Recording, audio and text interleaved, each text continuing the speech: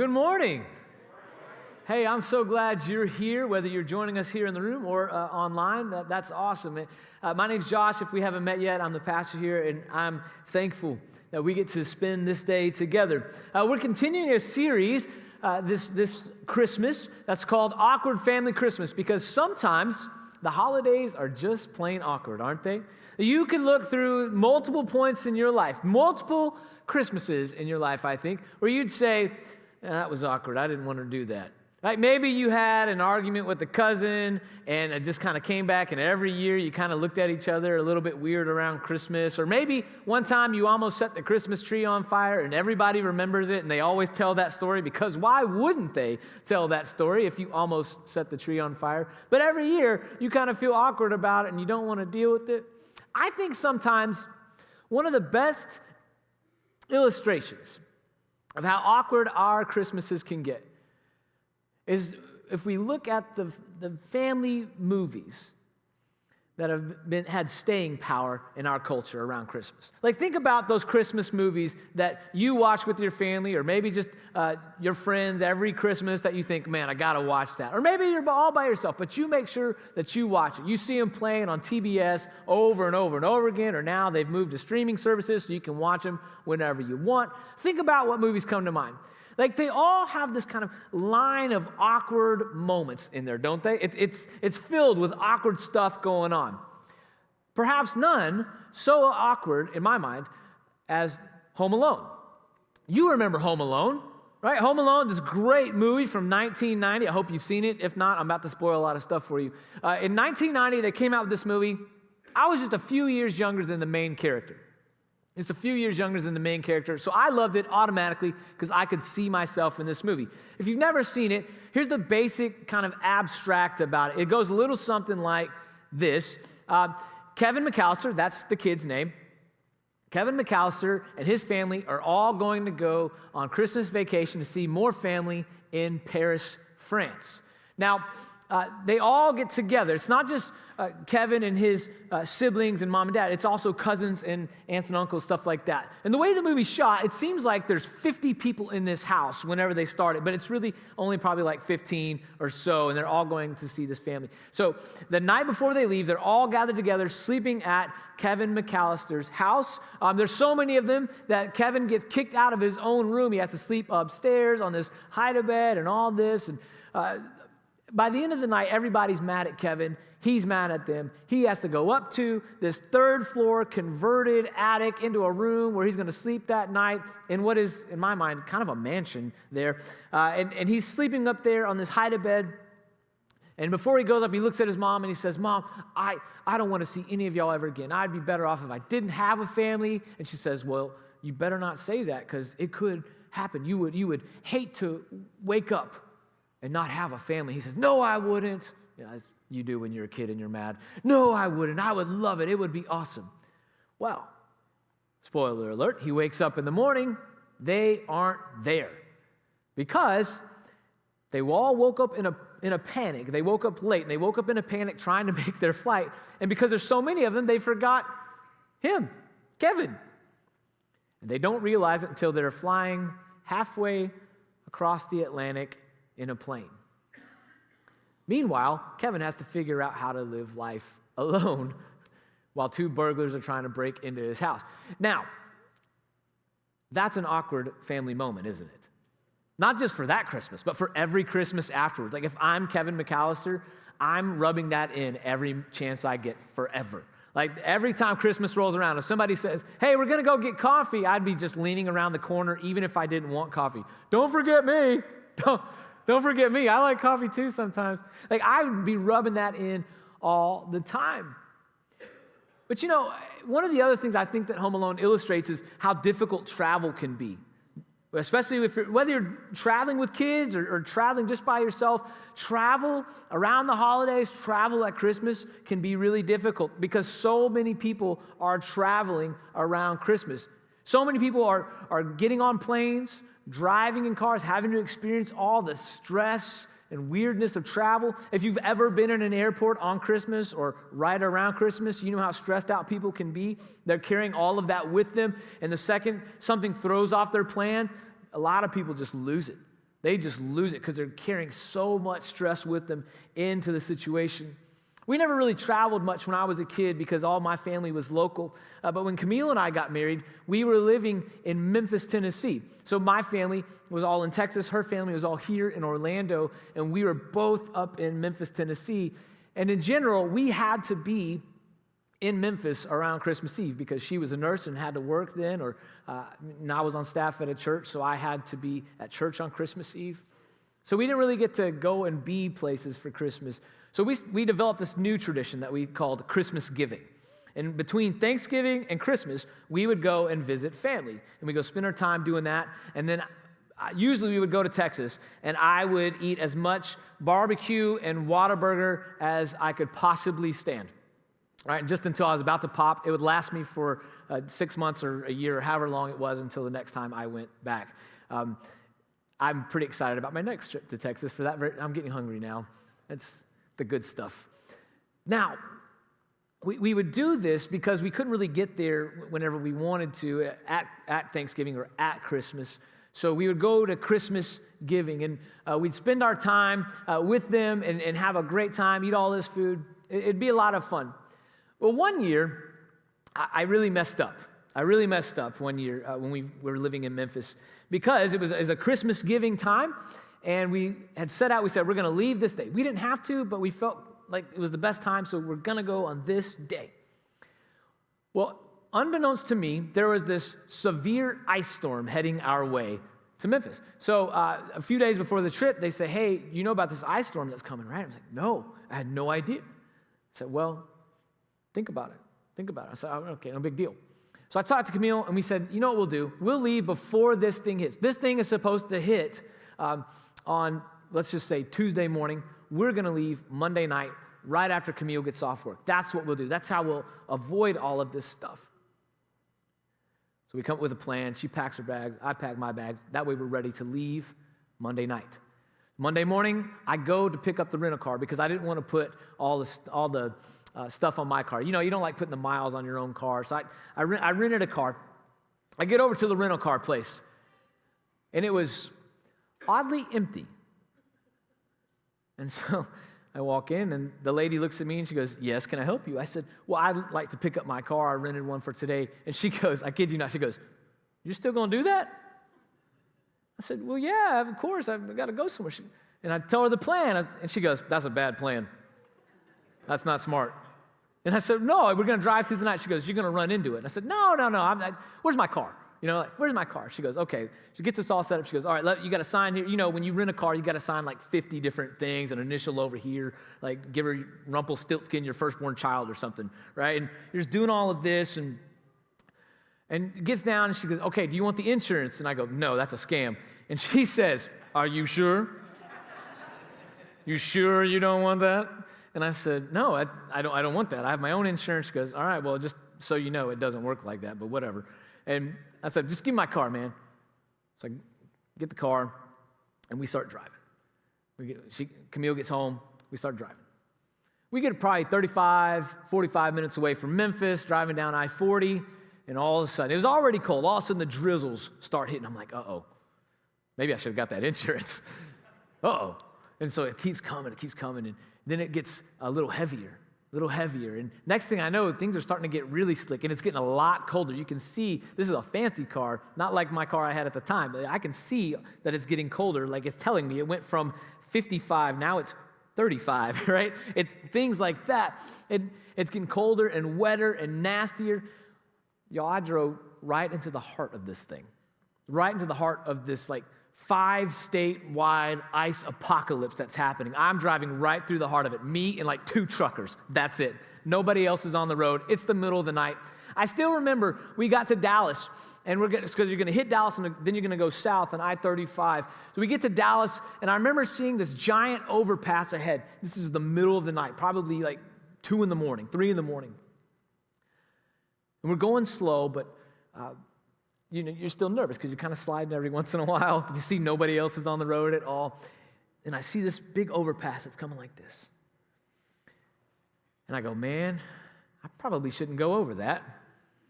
Probably shouldn't do that. And then I kind of look at it, corner of my eye, I see Camille over here. She's falling asleep. And I go, well, she's not awake. It's okay. We'll just do it. No big deal. So, because she would be freaking out in that moment. She's like, what are you doing?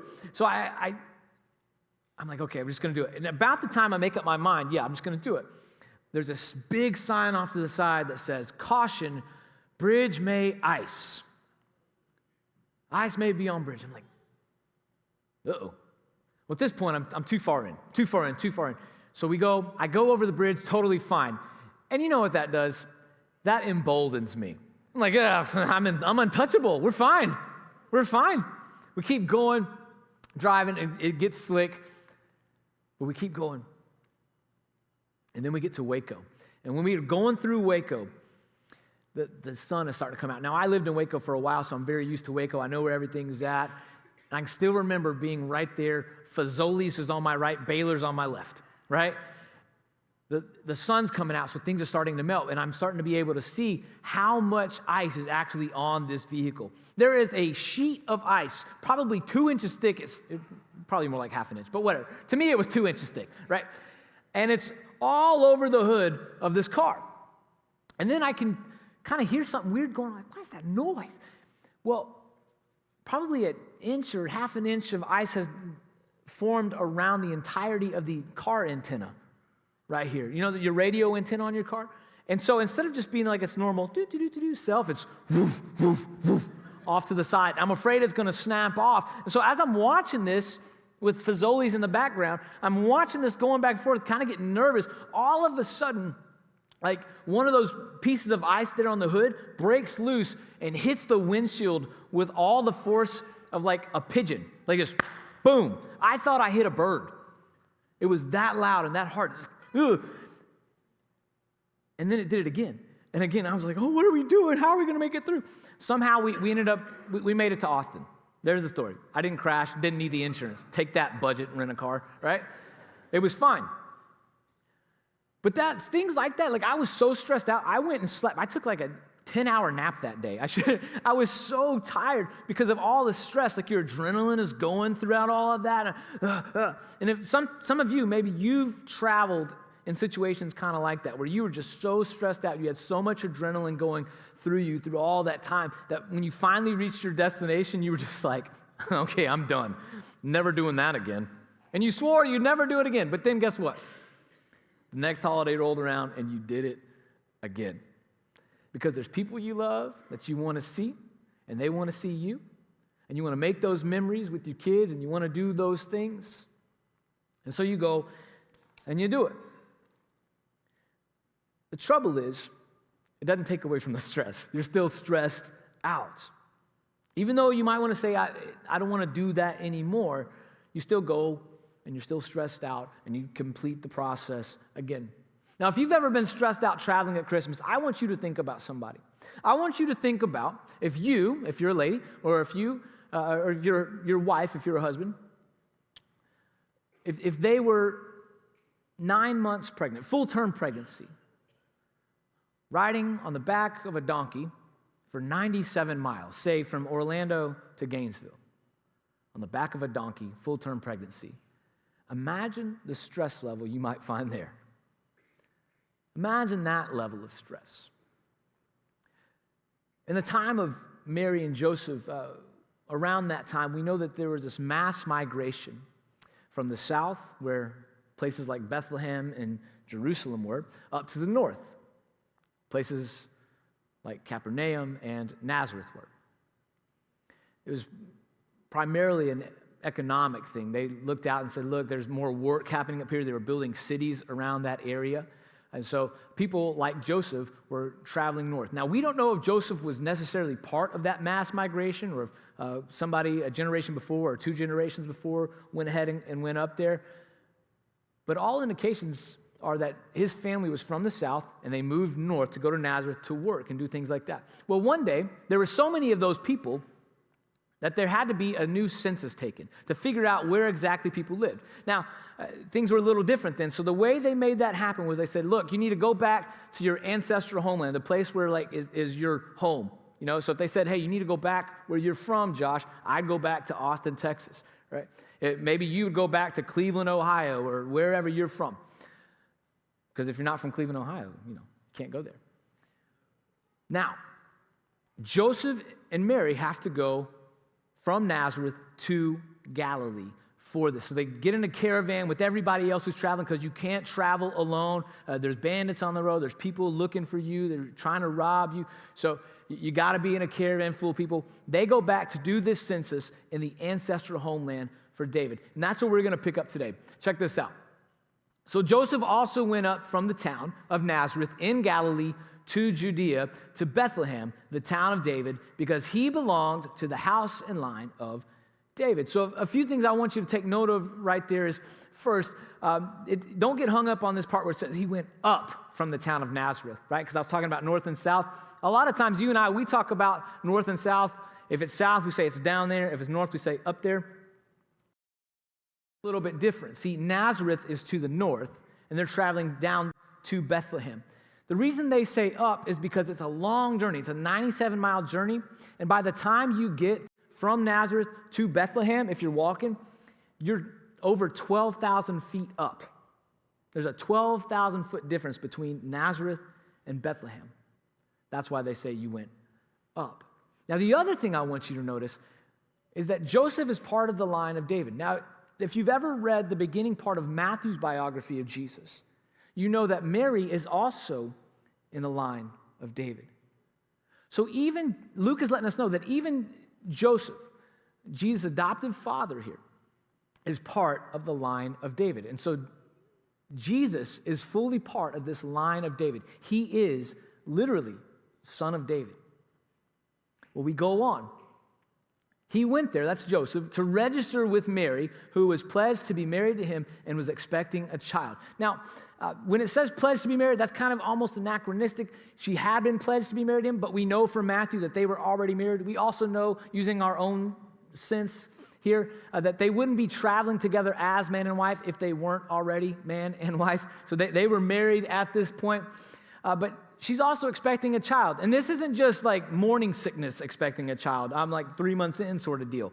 This is, I hate to move at all expecting a child. And I don't know if you've ever traveled with a lady in the final days of her pregnancy. Not ideal. Not ideal. Because it's miserable for her and it's miserable for everybody else. Like she doesn't want to, she's just uncomfortable. It's a very uncomfortable time of her life. And so your job, this is just free advice for anybody out there who's not pregnant, right? Free advice, here you go. Your job is to be as nice as possible and do whatever she says. That's it. I knew I'd get an amen out of that. Yeah. That's it. Because she's so uncomfortable, you can't imagine. And I couldn't either. Mary's at that stage. She is at that stage of pregnancy. And Joseph puts her on a donkey, going 97 miles. 97 miles on the back of a donkey, maybe walking here and there. I want you to imagine the stress that comes with that. I mean, if I'm traveling with a very pregnant wife, that's hard enough in a car or on a plane. But man, on the back of a donkey or a horse? No way, man. I'm not dealing with that. I mean, think just about the travel itself. Mary's already very, very uncomfortable. And then just bouncing every time like this and going around. She's going to be even more uncomfortable. And then the stress added to Joseph, where he's on the lookout for people who might be coming to try and get them, bandits who are often on the roads at these points. And then probably having to go even slower because Mary's pregnant, having to take bathroom breaks every 5 minutes, just different things like that. That's stressful, man. That's stressful right there. The question you might be asking yourself is, well, why did Mary even have to go if she's that pregnant? Why would Mary even have to go on this trip? And it's true, women didn't always have to go for trips like these. They didn't have to go for the census necessarily, at least the ones that we know about. They didn't have to do that. She probably went, though, because Joseph was her only lifeline. Joseph was probably her only person. I remember, this is only 6, 7 months maybe 8 or 9 months since people started figuring out she was pregnant. And her response when they said, hey, what happened there? You're not married. Her response was, well, this is God's baby. she was probably shamed by everybody in the village. There's probably a lot of people who wouldn't even speak to her. People she'd known her whole life probably who wouldn't even speak to her because she had brought shame to herself and to her family and, honestly, to her village. It's very possible that Joseph was the only person she could count on and rely on at this stage in her life and at this stage of her pregnancy. So really, when I read this, this reeks of desperation to me. She had to go because she had nobody else. It's very likely that Joseph was her only person. That might say something to us about the grace we need to extend to others who find themselves in situations that we would prefer them not be in. Let's go on. While they were there, the time came for the baby to be born. And she gave birth to her firstborn, a son. She wrapped him in cloths and placed him in a manger because there was no guest room available for them. Wow. She was that pregnant. She was that pregnant that she had the baby there. She had the baby there. Now, a few things I want you to recognize is she wrapped him in cloths. What that means is their way of doing things wasn't to put a nice little blanket around him like you see at the hospitals now. They would take strips of cloth and they would take the baby's limbs and do like this and keep them straight and to their side. They felt like it was helpful for their body. So Mary doing this is a very loving maternal act. It's a very loving and maternal thing she does. Just like any mother today would wrap their baby up nicely, put the softest clothes on them, use the softest little towels or whatever they got with them, and then rocking the baby sort of. All right? And then she places him in a manger. Well, a manger is just a feeding trough. That's all it is. It's a feeding trough because there was no guest room available for them. Now, often we think about this because of movies and plays we've seen throughout the years. It's kind of sunk into the psyche of Americana here there was this innkeeper and there was an inn, kind of like a worse version of Motel 6 or something. And the innkeeper's like, I don't got any room, but you can use the barn out back if you want to. Like, somebody's really going to do that. They didn't have inns like that in that part of the world in those days. Our best guess at what happened was this is a traditional, typical Palestinian home. And in those types of homes, there were 2 floors. The family lived up on the first floor, and below, there was more of a barn. This is where animals were. This is where they stayed. And we don't know how cold or how hot it was, how windy it was. We don't know. Either way, they needed a place quickly because she was giving birth to a son. A lot of times, homes in the area would have guest rooms attached. But seeing as Mary and Joseph were with a bunch of people, and they were all kind of people traveling at the time, kind of like you might see in an airport in a few weeks, there was no room. They were already taken up. People were already in there, and they had their own problems. So here they are, staying where the animals stay. And Mary has to have a baby. Imagine the stress of that moment. Put yourself there. Use your holy imagination for a second. This is her first baby. She's never done this before.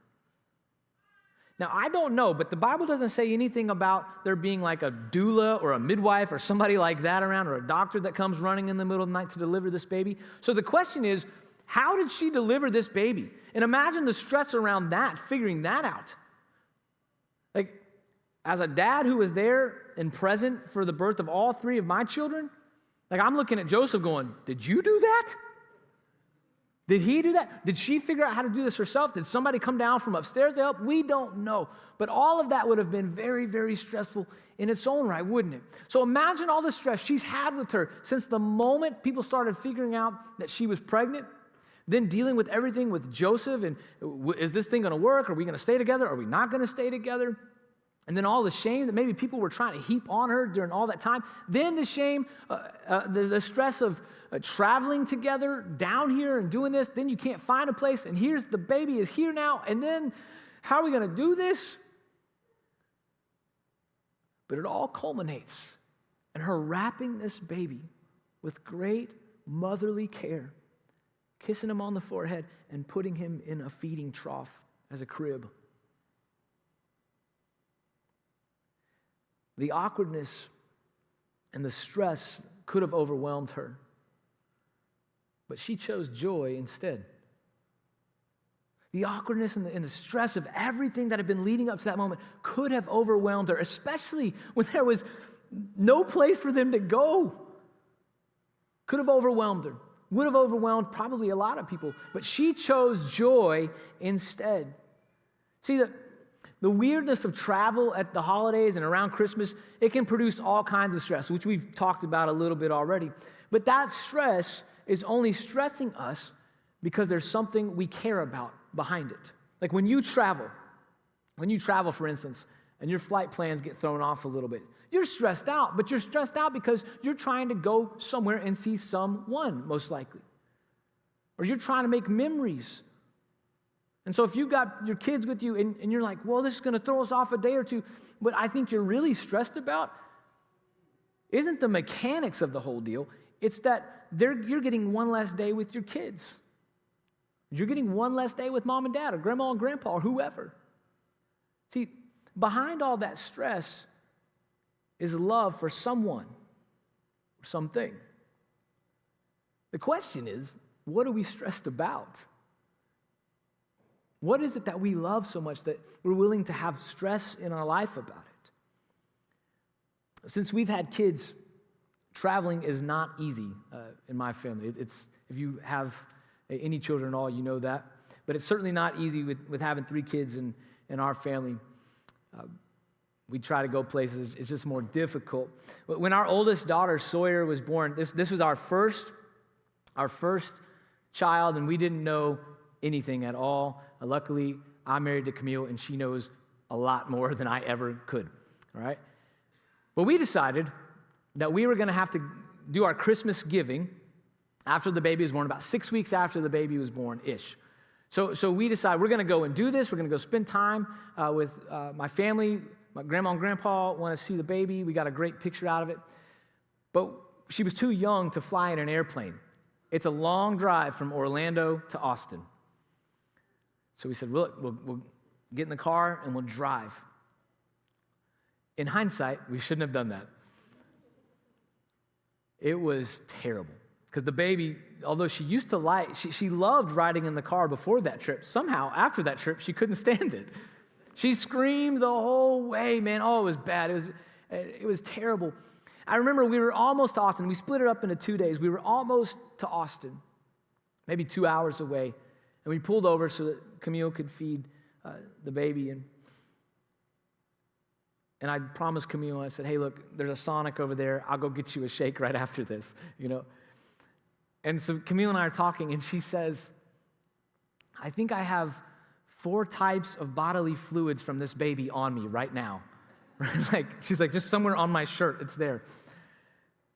And I'm like doing the math, like, which ones are they? You know? And as I'm doing that, I look, and I can see this kind of glow from a street light, and it's hitting Camille and Sawyer just right, so I can see them just enough. And I remember going, oh, that's what this is all about. The stress of everything that gets wrapped up with kids and traveling with them and all, it's about family. And I was so thankful in that moment to have Camille and have Sawyer. I was so thankful in that moment. Like, God blessed me with that. All my life, God, you've been faithful. Like that, when we sing that song, that's what I think about. All my life you've been faithful in ways I never even imagined. You've answered. I was praying during worship and I said, God, you've been more faithful than I ever thought to ask you to be. God's answered more promises than he had to promise me. I was so thankful in that moment. I said, God, all of that stress, all of that tension, it was worth it just to see this and to be thankful for this. You know, it was the same with Mary and Joseph. All of that stress, all of those things leading up to that moment when she placed that baby in that manger, or when she and Joseph rocked that baby to sleep. All of the stress was worth it. And she held tight and she held strong because the promise of God on that child's life, the promise of God to her was much more beautiful than the stress. She recognized, I believe, that the stress was only there because of all of the beauty that lie ahead. And I think the same is true for us. So I want you to remember this. When you face stress, let stress be a cue to remember what is most important to you. When you face stress, when things are going crazy and hectic at Christmas or any other day of the year, let stress be a cue to remember what is most important to you. Because that's ultimately what it's doing, is it's reminding you of what is important to you. It's reminding you of what's most important, what's beautiful, what's good, what's right in the world. Mary chose to focus on the good that God was doing in the midst of stress. So when stress hits, let it trigger something in your brain to just enjoy the moment you're in. Just enjoy it. Figure out a way that something good can come out of this. So when you're stuck in traffic, bumper to bumper traffic, you're trying to drive somewhere for Christmas, or maybe you're stuck in an airport somewhere. I don't want you, when that stress hits you, don't freak out. Instead, rejoice because you have somebody who wants to see you. Rejoice that you have somebody you want to see. When the Amazon package hasn't arrived, even though you ordered it 3 months ago, right? Rejoice that you had the money to buy it. When your family shows up an hour late on Christmas and all the food's already cold and you're hungry and giving each other side-eye and Uncle Frank is hangry and all of that, I want you to rejoice that they showed up at all. Because people matter more. Here's a way that you can do all of this. Here's just a way you can set up cues and triggers for this. Write down a few things that stress you. Maybe you've got a list. Write down a few things that stress you, and then maybe draw an arrow from that, or maybe draw a second column, whatever you want to do, and then write down a good thing that each of those stressors can be pointing to. Where you say, this is why I'm stressed about that. I want to see my grandma. That's why I'm stressed that I can't get there yet. And then remind yourself of the love you have for your grandma. You thank God for your grandma. And when you see her, you just love her. Let stress be a cue to remember what's most important to you. Would you let me pray for you for just a second? Just bow your head and close your eyes for just a moment. Maybe you're here today and you have been stressed out. You have been totally stressed out. For other people, Christmas has seemed really great. For you, it's a little more taxing. If that's you, and I can be praying for you this week, if you're stressed and you need some relief from that, would you just slip your hand up real quick and put it back down? I'll be praying for you this week. Yes, I see those hands. Yes. Yeah, thank you. Thank you.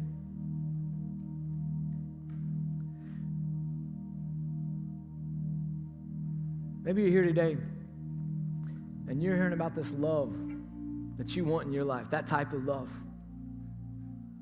Love of a mother. Love of a mother who would do anything for this promised child of God. And you want that type of love active in your life, and you've been searching for it, and you finally think you found it in God. If that's you, can I be praying for you this week? Would you raise your hand real quick? Thank you.